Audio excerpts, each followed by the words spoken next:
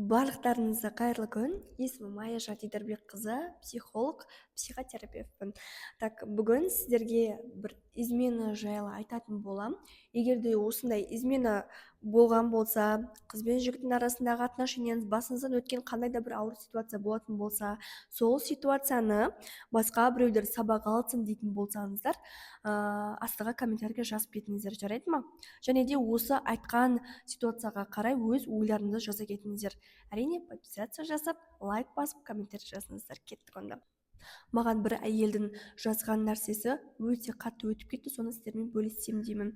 Негізі әйел адамның интуициясы ешқашанда алдамайды. Бір әйелмен жақын отқан кезде, екеуміз сөйлесіп отқан кезде маған бір оқиғасын айтып берді.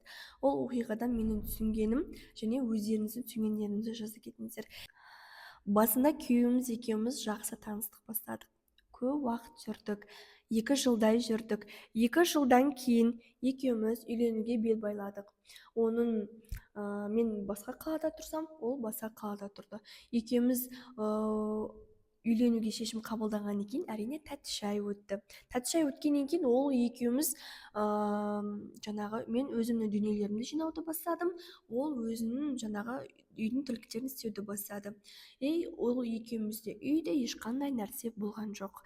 Екеуміз басында жақсы сөйлесіп жүргеннен кейін анық-қанығын шешіп алған болатынбыз. Бірақ кейбір сұрақтардың мәселелерін мен ойлаған жоқпын, соңында бұндай нәрсе болады деп. Екеуміз үйлендік. Үйленгеннен кейін мен оның мама папасының қол астында бірнеше уақыттай өмір сүрдік екеуміз.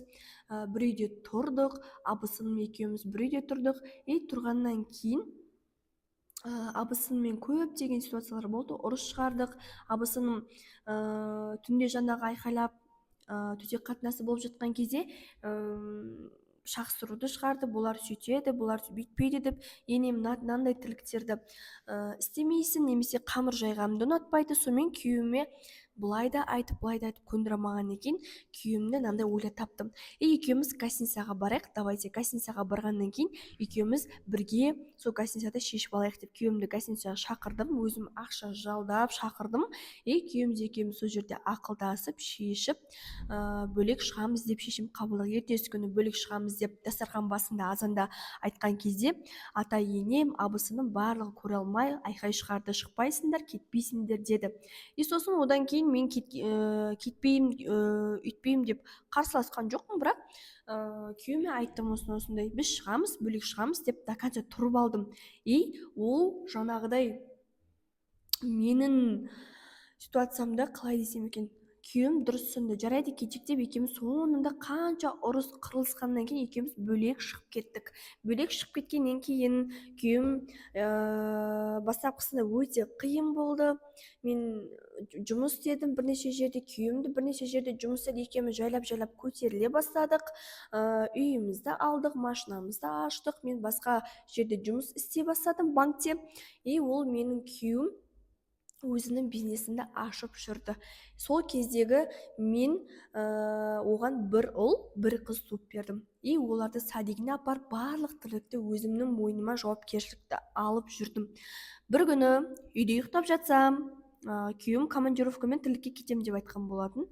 Хорошо деп келістік. Үйде жүрсем, баламды ұйықтаттым, қызымды ұйықтаттым. Кешкі сағат 8-ден аса уақыт ұйықтайым деп телефонымды қойып, өшіріп, барлық үйдің свет барлығын өштім деп қарап жатқан кезде, ұйықтайын деп жатқан кезде көз алдымда күйеуімнің жасап жатқан изменасы көз алдыма елестеді. Қай гостиница, қандай қызбен, ол гостиницада не істеп жатыр екеуі, барлығы көз алдыма елестейді. Мен не істеймін? Сенбеймін ондай нәрсеге. Не үшін? Әшейін не шығар деп ойлаймын. Қойшы, ұйықтайыншы деп. Бір кезде көз алдымда елестеген оқиға ойымнан кетпейді ғой.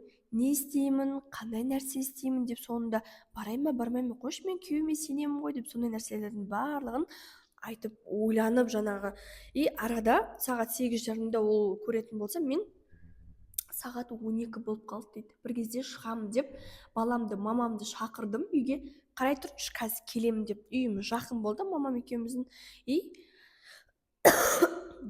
Гостиницаға бардым. іздеп. И кассадағы қыз, ол ешқандай жерге кіре алмайсыз, біз камераны аша алмаймыз, біз ондай нәрсе істемейміз деп маған жаңағы дөрекі сөйледі. Содан кейін мен отырдым да күттім. Мамам айтып қойдым, таңда келемін деп күттім. Таңғы сағат 8-ге дейін оттым.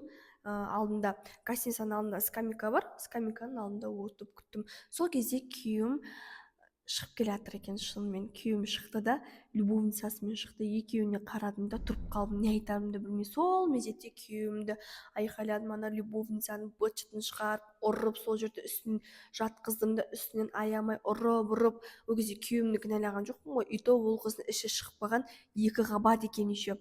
И содан кейін не істерімді білмедім. Күйеуімді жүр, үйге барып сөйлесек деді. Үйге келдік те тағы да қырылыс шығардық, айқайладым, жыладым. Маған қатты ауыр тиді, өйткені мен күйеуімді қатты жақсы көрдім, қатты сыйладым, мен оны қатты ұнаттым. Соңына келген кезде күйеуімнің жасап кеткен изменасы осы болды. Сонымен мен соңғы шешімді өзім қабылдадым, точкасын қойдым.